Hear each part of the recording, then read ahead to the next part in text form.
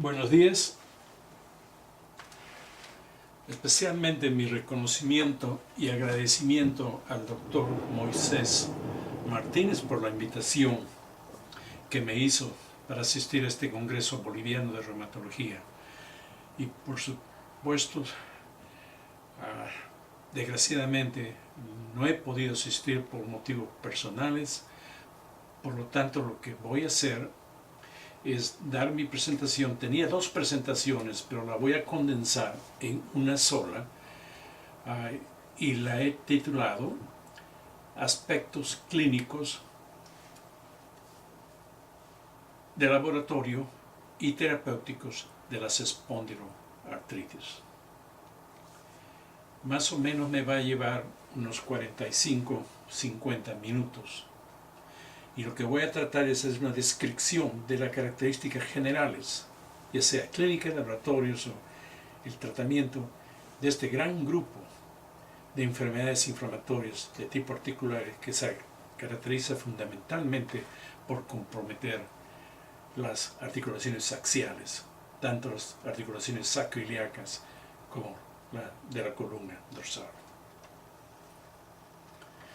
La espondilitis anquilosante es una enfermedad inflamatoria crónica que afecta el esqueleto axial, la centesis y ocasionalmente las articulaciones periféricas. Fundamentalmente, las articulaciones axiales, tanto sacroiliacas como la de la columna dorsal, van a ser afectadas.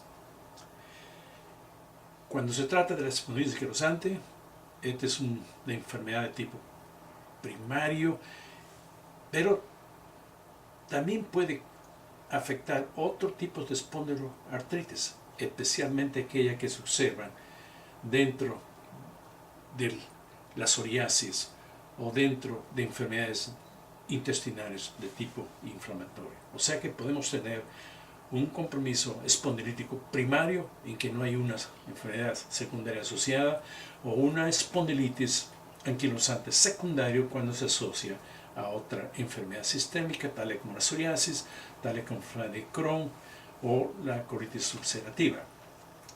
Respecto a las historias de estas enfermedades, se remontan a la antigüedad. Son enfermedades muy antiguas, en que evidencia del punto de vista esquelético se ha observado en momias egipcias que datan 3000 años atrás.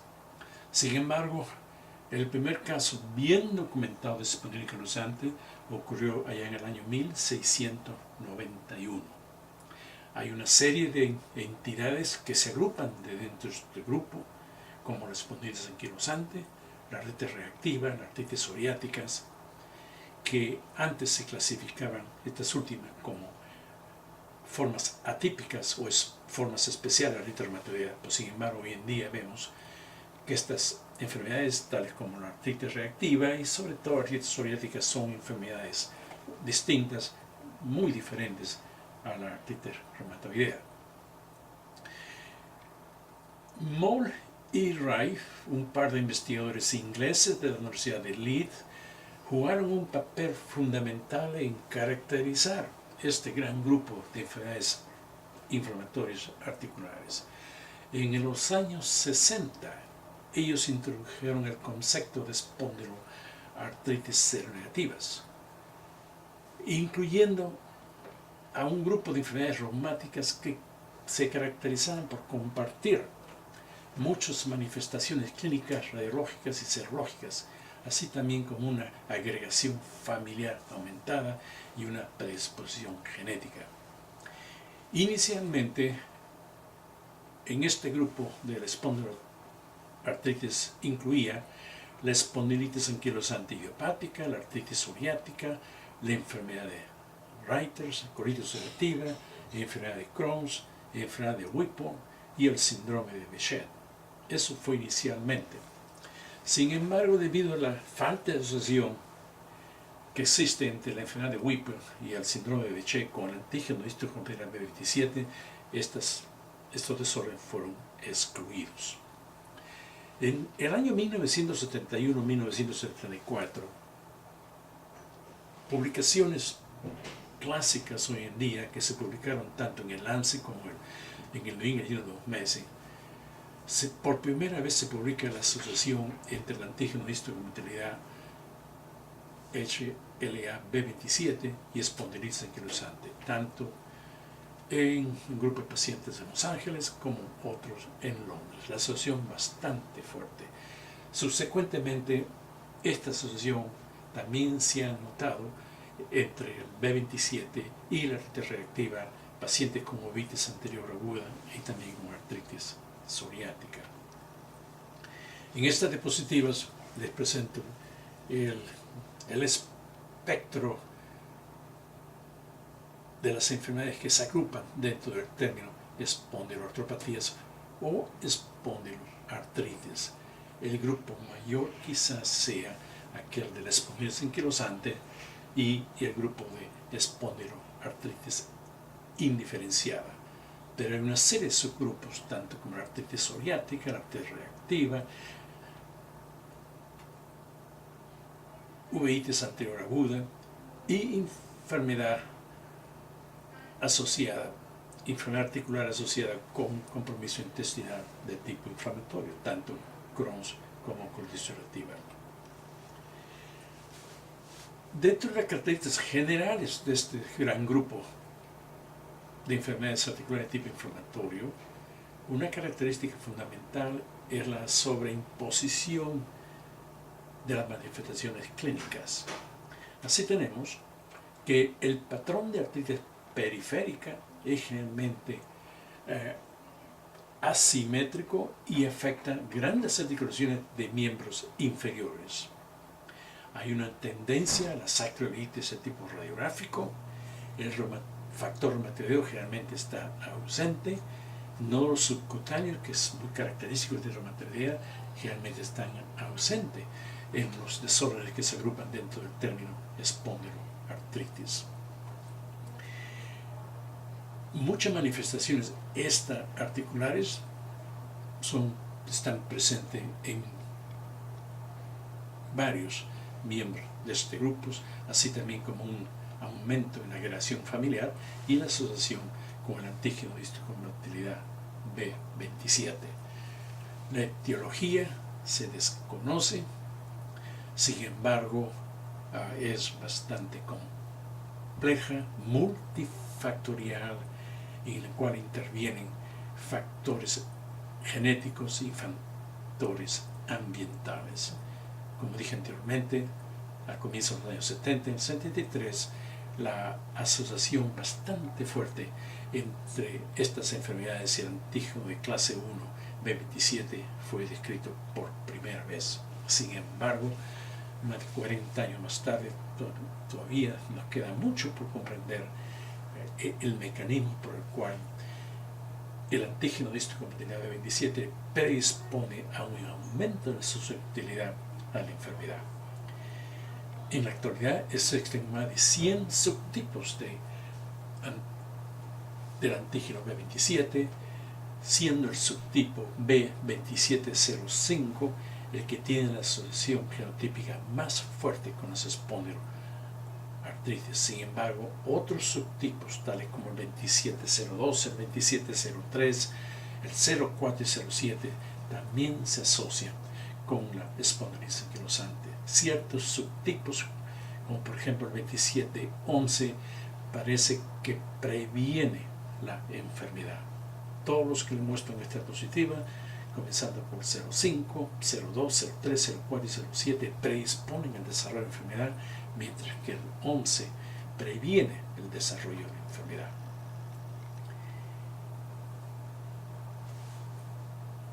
El medio ambiente participa en la enfermedad, sobre todo organismos infecciosos.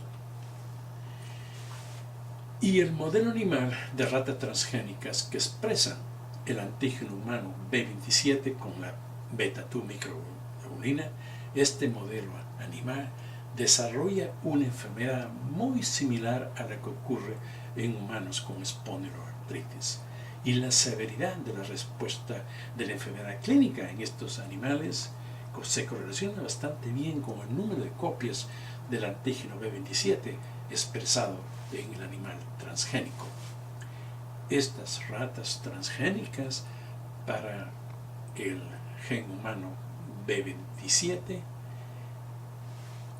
nacen normales, y si uno la mantiene en un medio ambiente que está libre de microorganismos, no desarrollan la enfermedad.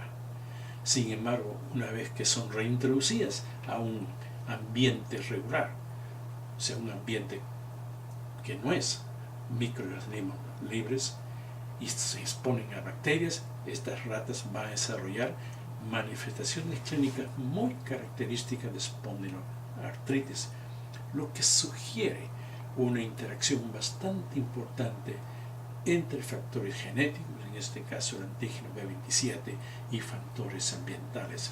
Estas ratas al nacer son normales, a las 2-3 semanas comienzan a desarrollar diarrea, uretritis, conjuntivitis, de 4 o 6 semanas comienzan a desarrollar entesitis, compromiso de piel, artritis, tanto de articulación periférica como axial, o sea, muy similar a lo que ocurre en el humano. Pero nuevamente, si estas ratas al nacer se les mantiene en un ambiente libre de organismos infecciosos, no desarrollan la enfermedad. O sea que este modelo animal nos está enseñando que para que se desarrolle artritis se necesitan 2 factores importantes. Uno, el factor genético, que está dado por la presencia del antígeno de histocompatibilidad B27, y un factor ambiental, en este caso el factor bacteriano, los microorganismos comensales presentes en la flora intestinal. La asociación con el antígeno B27 es bastante importante. El antígeno de histocompatibilidad B27 tiene una prevalencia en caucásicos normales de alrededor de 8%. Sin embargo, en ciertos países escandinavos o europeos del norte, la prevalencia puede ser hasta el 11-12%, pero al menos en el caucásico norteamericano la prevalencia es 8%. En el afroamericano sano, la prevalencia de B27 es alrededor del 4%. En pacientes caucásicos o blancos con poliquilosantes, 92% de ellos observa la presencia de B27, mientras que en afroamericanos con la enfermedad solamente el 50% poseen B27. En pacientes con artritis reactiva, la positividad para B27 es menor, alrededor del 60%. En pacientes con psoriático con compromiso espondilítico, alrededor del 60% son positivos por B27. En pacientes con enfermedad inflamatoria tipo intestinal, ya sea Crohn's o colitis ulcerativa, B27 se observa en alrededor del 60%. En pacientes con uveitis anterior aguda, alrededor del 50% van a poseer el antígeno B27, mientras que en pacientes con espondiloartropatía no bien diferenciada o indiferenciada, la prevalencia es menor, alrededor del 20 a 25%. En la población general, la prevalencia de espondilosis anquilosante es alrededor del 0.1 al 0.2%, mientras que aproximadamente 1 al 2% de personas que poseen el antígeno B27 desarrollan enfermedad. Este porcentaje aumenta al 15 al 20% en relativos de primer grado con espondilitis anquilosantes. El factor étnico-racial es bastante importante. Ya habíamos dicho anteriormente que la prevalencia de 27 y espondilitis anquilosante es mayor en personas blancas y en ciertas poblaciones nativas americanas, más que en afroamericanos, más que en orientales o en otros grupos étnicos no blancos. También hay una asociación con sexo en general, espondilitis más común o se diagnostica más frecuentemente en hombres. Sin embargo, mujeres también la presentan, pero la enfermedad tiende a ser más leve o subclínica. La tasa entre hombres y mujeres es alrededor de 3-1 para espondilitis anquilosantes. Vale la pena recordar o describir rápidamente la característica del dolor de espalda que se observa en esta población. El dolor de espalda tiende a ser unilateral o intermitentemente, ocurrir de una forma intermitente en un comienzo. Y en un comienzo, un hallazgo cardinal es la presencia de dolor de nalgas alternante, que puede ser en el lado derecho, 2-3 días más tarde se pasa al lado izquierdo. Pero ese es al comienzo, pero a los 3, 4, 6 meses el dolor generalmente es más persistente, más constante y bilateral. Una característica importante del dolor, de este tipo de dolor que estoy describiendo, que es el tipo inflamatorio, es la buena respuesta a los AINES, a las drogas antiinflamatorias no esteroideas. La respuesta clínica se observa dentro de las primeras 48 horas. Y esto generalmente no predice esta respuesta a los AINES, la podemos usar como un signo de buen pronóstico. La sensibilidad de este hallazgo, de esta respuesta a los AINES de la espalda, es el 75%, con una especificidad bastante buena de cerca de 85-86%. Hay una serie de criterios que han sido introducidos para definir dolor de espalda de tipo inflamatorio. Yo les voy a describir uno de los primeros introducidos por André Kehles en los años 70. Hay el grupo de Berlín, el grupo ASAS, también han definido con criterios el dolor de espalda de tipo inflamatorio. Sin embargo, a mí a través de los años siempre me ha gustado los que usó André Kehles. Esos son los siguientes: dolor de espalda que comienza antes de los 40 años de edad, que tiene un inicio insidioso, con una rigidez matutina de la espalda, un dolor de espalda que mejora con el ejercicio y que dura por lo menos 3 meses. Y en presencia de una historia familiar positiva o B27 positivo, la presencia de 4 de estos 5 criterios nos define lo que es dolor de espalda de tipo inflamatorio. Otra manifestación clínica que vale la pena discutir brevemente es el dolor torácico. Generalmente compromete la columna torácica, que incluye articulaciones costotransversa y costovertebrales, y en presencia de endosopatía de las articulaciones costoesternales y del manubrio esternal. Esto causa dolor torácico que se puede acentuar cuando el paciente tose o estornuda, y muchas veces se describe como pleurítico. Este dolor torácico se asocia a menudo a dolor en la palpación de las articulaciones o de las uniones costoesternales y esternocostales. La presencia de este tipo de dolor generalmente se va a traducir en una reducción de la expansión torácica, que es una de las primeras manifestaciones de pacientes con espondilitis anquilosante. Este dolor torácico ocurre más frecuentemente en familiares que poseen, de pacientes con espondilitis anquilosante que poseen el antígeno B27. Y de esta manera, en esta diapositiva, le describo las manifestaciones extraarticulares de las espondiloartritis. Espondiloartritis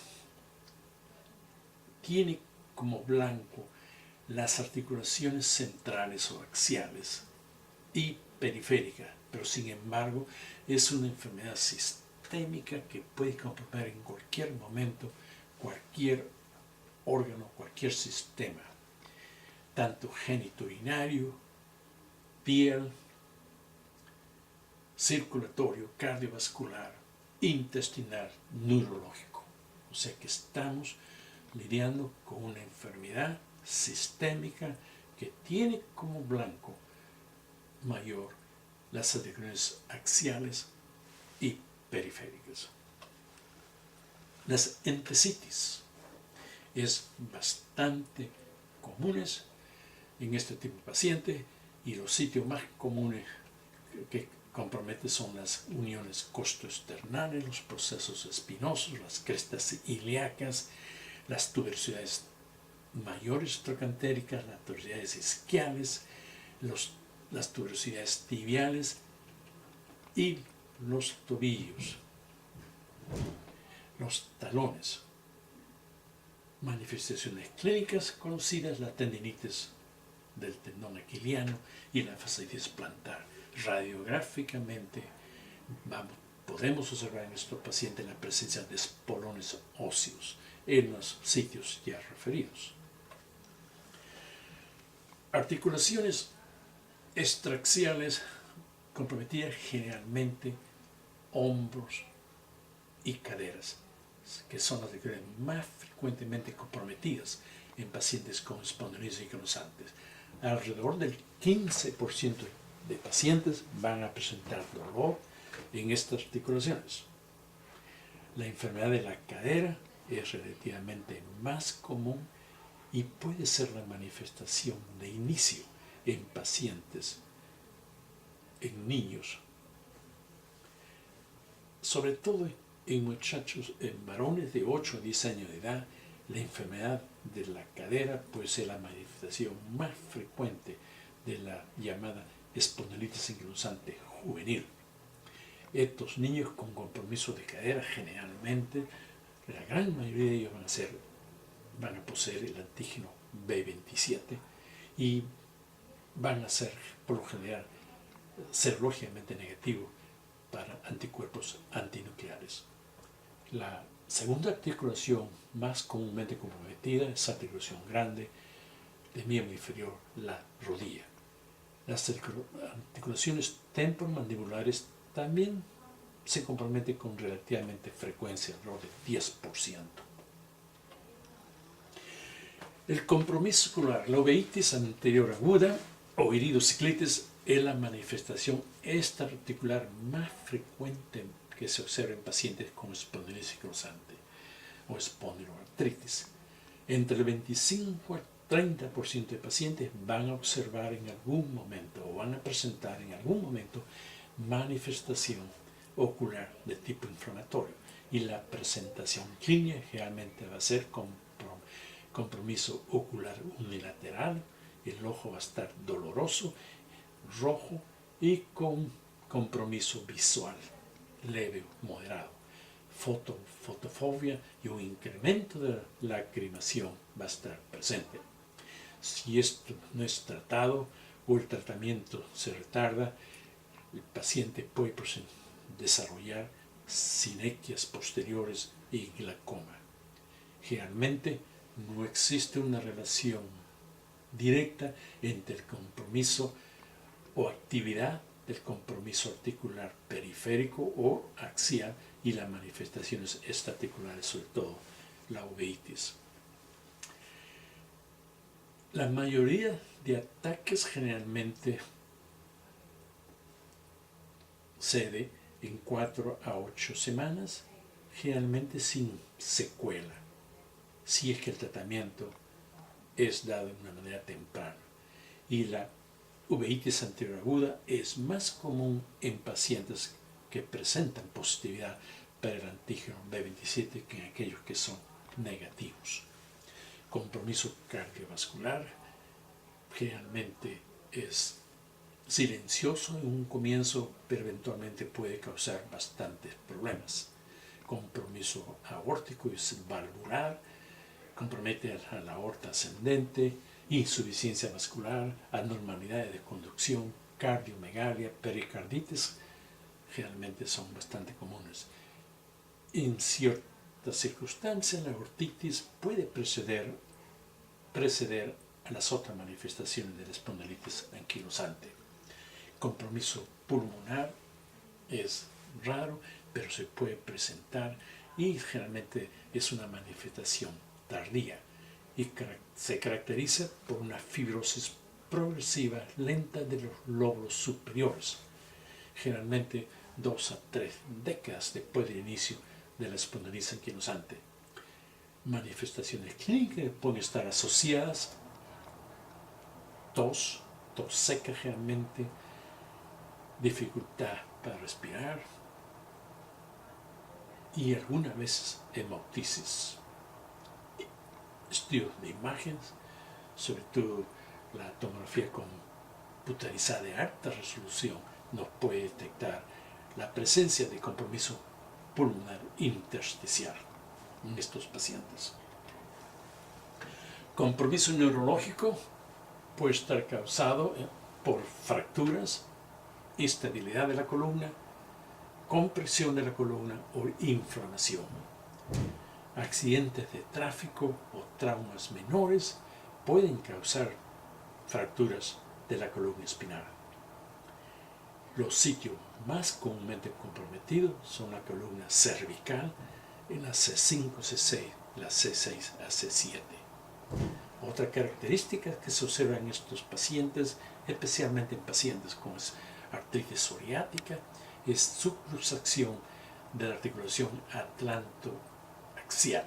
Son subluxaciones anteriores que puede ocurrir hasta en un 2% de pacientes. Una complicación neurológica bastante rara, pero de un pronóstico malo, es el síndrome de la cola de caballo, que generalmente ocurre en pacientes con enfermedad avanzada. Compromiso renal también es raro, pero ha sido reportado generalmente asociado con la inmunoglobulina A. Y que estos pacientes generalmente tienen niveles séricos de inmunoglobulina A elevada en la gran mayoría de pacientes y un compromiso de la función renal al inicio. Proteinuria y hematuria a microscopio también se puede observar hasta un 30-40% de estos pacientes. Sin embargo, el significado de estos hallazgos y la historia natural de esta complicación no es bien conocida. Amiloidosis es una complicación rara. En esta parte del mundo nosotros no observamos amiloidosis, pero en todo paciente con espondiloartritis que se presente con proteinuria, con compromiso de la función renal, uno tiene que sospechar la presencia de amiloidosis. Osteoporosis ocurre en estadios tempranos y tardíos de la enfermedad. Generalmente ocurre en la columna torácica y contribuye de una manera bastante significante a la postura anormal que se observa en estos pacientes, sobre todo aquellos que presentan una hiperquifosis fija. Un aumento de la distancia entre el occipucio a la pared se asocia con las fracturas vertebrales. O sea, este ya es bastante importante. La prevalencia de fracturas de la columna osteoporóticas, secundaria osteoporosis, es bastante elevada en pacientes con espondilitis anquilosante. El DEXA no es la mejor manera de medir osteoporosis en estos pacientes. Generalmente el uso de tomografía computarizada cuantitativa es la mejor manera. Y sabemos que osteoporosis ocurre en estadios tempranos, estadios tardíos. Sin embargo, no existe hoy en día una medida terapéutica como prevenir el desarrollo de osteoporosis en esta población de pacientes. ¿Cómo examinamos la movilidad de la columna en pacientes con espondiloartritis? Pérdida de la movilidad, sobre todo de la lordosis lumbar, es quizás el primer signo clínico que ocurre en estos pacientes. Y la prueba de Schauer es bastante útil es bastante sencilla de hacer y nos indica pérdida de movilidad en la columna lumbar. Flexión lateral también puede estar disminuido en estos pacientes. La expansión torácica debe ser medida en expiración máxima.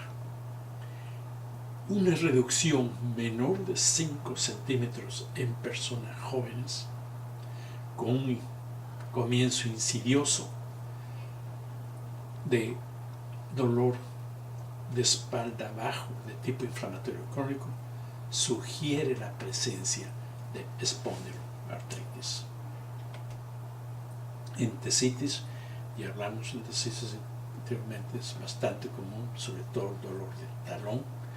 La fascitis plantar, la entesitis del tendón aquiliano son bastante comunes. Desde el punto de vista radiográfico podemos observar los espolones óseos. Presión directa sobre las articulaciones sacroiliacas puede resultar dolor. Hay que tener en cuenta que el dolor a la palpación de la sacroiliaca generalmente se observa en estadios tempranos. Pues si es muy temprano, este signo puede ser negativo o se puede negativizar en enfermedades de larga evolución, en pacientes en el cual la sacroileitis, el compromiso inflamatorio ha sido reemplazado por fibrosis o anquilosis ósea. Postura es importante, sobre todo mantener la postura de la columna cervical. Estos pacientes tienden a flexionar la columna cervical y es importante hacerles recordar que mantengan la postura, sobre todo de la columna cervical. En pacientes con enfermedad avanzada, toda la columna espinal puede estar comprometida con una rigidez, una pérdida gradual de la lordosis lumbar y posteriormente el desarrollo de la quifosis torácica. El abdomen, estos pacientes puede ponerse protuberante, la respiración se afecta primariamente por acción diafragmática. Estas deformidades generalmente ocurren en pacientes con más de 10 años de enfermedad. Desde el punto de vista del laboratorio no existe nada específico. Anemia normocrómica se puede observar en 15% de estos pacientes, una elevación de la velocidad de alimentación de la proteína C reactiva, se puede observar hasta en 2/3 parte de los pacientes, pero no existe ninguna buena correlación clínica entre estas elevaciones de la velocidad de alimentación de la proteína C reactiva con compromiso ya sea periféricas o centrales. La fosfatasa alcalina puede estar elevada, pero no está relacionada con actividad de enfermedad o duración. Como dije anteriormente, la inmunoglobulina A está frecuentemente elevada en pacientes con espondilitis anquilosantes y los niveles generalmente se correlacionan con los factores de fase aguda, sobre todo con la proteína C reactiva. En pacientes con enfermedad activa se puede observar niveles disminuidos de lípidos, especialmente de HDL, y esto resulta en un perfil lípido más heterogéneo. ¿Cómo hacemos el diagnóstico? A base de la historia, del examen físico, hallazgos radiográficos, sobre todo usando tomografía computarizada o resonancia magnética y la presencia del antígeno B27. Los característicos radiográficos en las formas agudas generalmente no se van a observar demasiado, generalmente se va a observar compromiso de partes blandos, hinchazón de partes blandos. En la sacroileitis es un hallazgo bastante temprano que se puede observar, pero bastante temprana desde el punto de vista clínico, pero desde el punto de vista radiográfico es un elemento tardío. Generalmente demoran alrededor de 5 a 7 años para que se observen los cambios radiográficos estructurales. Esto es usando radiografía convencional. Y la sacroiliitis tiene que ser bilateral, simétrica y progresiva a través de los años.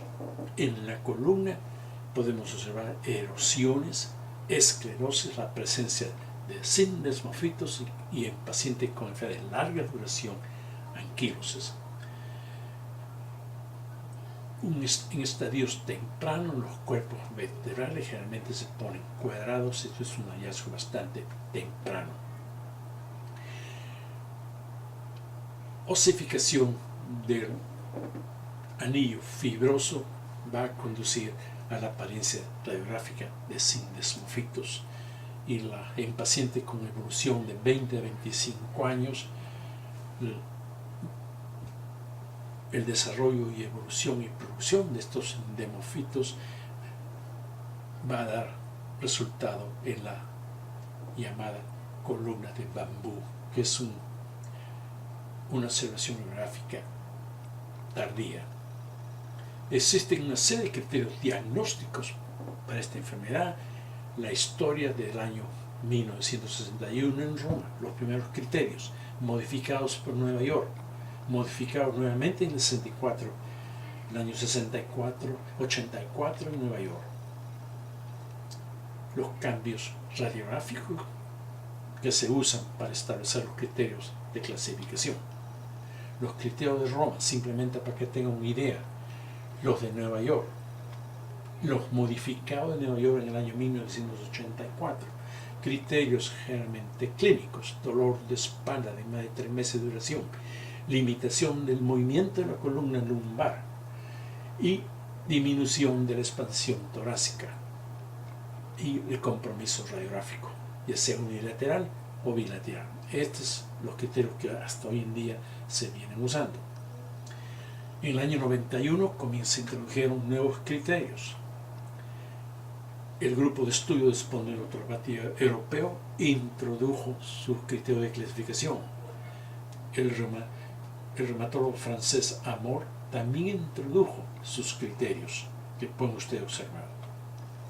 El grupo ASAS, que es el grupo europeo para el estudio de espondiloartropatías, también introdujo sus criterios para la clasificación de espondiloartritis,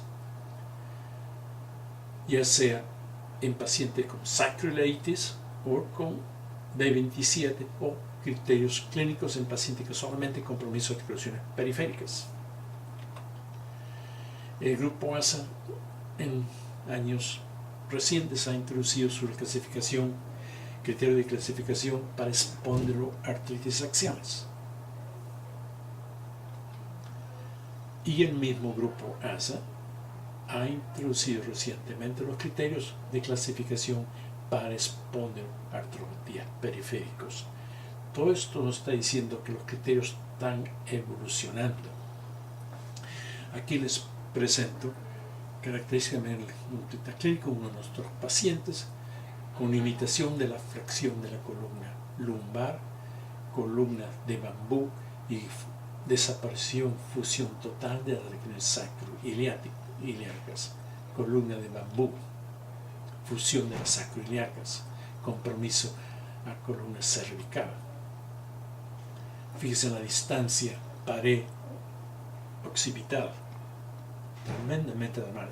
Este signo nos sirve mucho como un factor de riesgo para fracturas de columna cervical. Compromiso pulmonar, lóbulos superiores. Tenemos una serie de criterios para evaluar enfermedad, actividad de la enfermedad. El BAS-DAI, introducido hace unos 20 años atrás. El BASFI. Metrología. Columna, cambios radiográficos, calidad de vida. Hay una serie de instrumentos que usamos radiográficos, sobre todo estos instrumentos son bastante útiles cuando uno hace estudios clínicos. Tratamiento. Estas son recomendaciones del grupo ASAS en IURA para el manejo del espondilocirosante. Como primera línea tenemos los AINES, los agentes antiinflamatorios no esteroideos, que son bastante útiles, sobre todo en pacientes con compromiso axial, no tanto en articulaciones periféricas. La sulfasalazina, más útiles en aquellos pacientes con compromiso axial. Infiltraciones locales con corticosteroides, lo usamos en pacientes que generalmente presentan compromiso monoarticular o en pacientes con entesopatía. La educación, el ejercicio, la terapia física, rehabilitación del paciente son bastante importantes. Cirugías en aquellos pacientes que presentan complicaciones serias. Analgésicos, no narcóticos realmente pueden usar. Y, por supuesto, un grupo farmacológico bien importante son los inhibidores del factor de necrosis tumoral. Este es el esquema básico del tratamiento de las espondiloartritis. Y aquí en esta diapositiva les presento los dominios en que en esta farmacoterapia son efectivas. Así vemos que los AINES son efectivos, ya sea para el compromiso axial o periférico, mejor para el compromiso axial. Las inyecciones intraarticulares con esteroides para articulaciones periféricas. El uso de vitamina D, esteroides tópicos cuando hay compromiso de piel. Terapia física, sobre todo fisioterapia, compromiso axial. Luz ultravioleta, compromiso de piel, de uñas. Agentes segunda línea, metotrexate, ciclosporina, sulfasalicina, leflunomida, sobre todo cuando existe compromiso de articulaciones periféricas o compromiso de piel, uñas.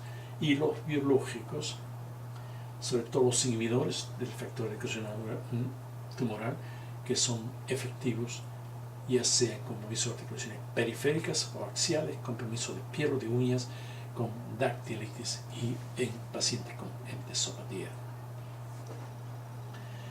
Fisioterapia. Todo paciente con espondiloartritis debe ser sometido a un programa de fisioterapia. Los AINES son bastante efectivos y uno tiene que balancear el perfil de toxicidad con el beneficio, y en general beneficio es mayor que la toxicidad que se observa secundaria al uso de estos agentes. La mayoría de nuestros pacientes generalmente son gente joven, o sea que el compromiso cardiovascular es menor que si fueran en adultos. En pacientes con compromiso o con efectos colaterales gastrointestinales, el uso de inhibidores de la bomba de protones puede ser usado en combinación con los AINES. Y existe cierta evidencia que los AINES, que el uso de agentes antiinflamatorios no esteroideos puede prevenir el desarrollo de sindesmofitos en pacientes con espondiloartritis. Sobre todo el uso de AINES de una manera regular, diaria.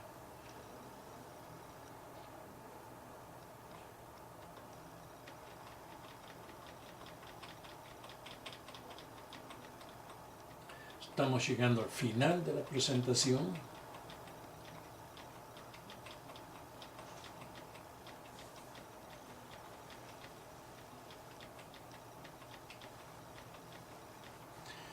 Y lo más importante hoy en día es el uso de la terapia biológica.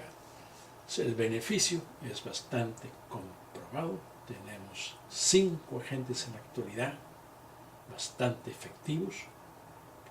No hay necesidad del uso concomitante de metotrexato u otro agente de segunda línea. La respuesta es bastante buena y comparable entre todos esa gente.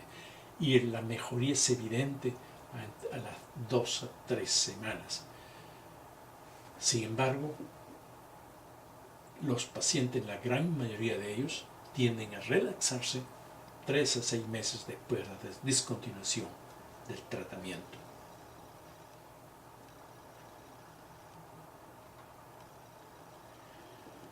Hay mejoría de la función, de la movilidad de la columna, del compromiso de las regiones periféricas, tanto de la endosopatía como la calidad de vida, con el uso de terapias, al igual que hay una disminución del número de días que uno pierde por enfermedad y la productividad laboral aumenta. O sea que el uso de los agentes biológicos, sobre todo los inhibidores del factor necrosis tumoral, todos ellos tienen actividad modificadora de enfermedad. Controlan inflamación bastante bien. Sin embargo, no está comprobado que son capaces de prevenir los cambios estructurales. Sin embargo, recientemente hay un par de estudios que muestran que los agentes inhibidores del factor de necrosis tumoral son capaces de prevenir los cambios estructurales, los indesmofitos que se observan en estos pacientes. Pero estos estudios necesitan ser comprobados. Las recomendaciones en general es que estos agentes, los agentes biológicos, deben ser usados en todos aquellos pacientes que completan los criterios modificados de Nueva York para enfermedad definida, que tienen una actividad de enfermedad de más de 4 semanas y que tienen un BASDAI con un score de 4 o más, y que hayan fallado por lo menos a 2 agentes antiinflamatorios no esteroideos por lo menos 3 meses a dosis máximas, o que hayan fallado al uso de sulfasalicina por enfermedad periférica. No hay vuelta que darle que estos agentes son bastante útiles, de bastante beneficios. Y hoy en día también hemos aprendido que el pronóstico de esta enfermedad tiende a ser variable, porque esta enfermedad desde el punto de vista clínico se caracteriza por remisiones que pueden ser espontáneas y por esas reacciones. La expectación de vida es un poco más corta que cuando se compara con la población general, y que las causas de muerte generalmente son debido a compromiso cardiovascular, gastrointestinal y renal. Amiloidosis y fracturas de columna también disminuyen el promedio de vida en estos pacientes. Y de esta manera, de una manera muy panorámica, les he dado una revisión de las características clínicas, laboratorio y terapéutica de este gran grupo de enfermedades conocidas como espondiloartritis. Muchas gracias. Hasta luego.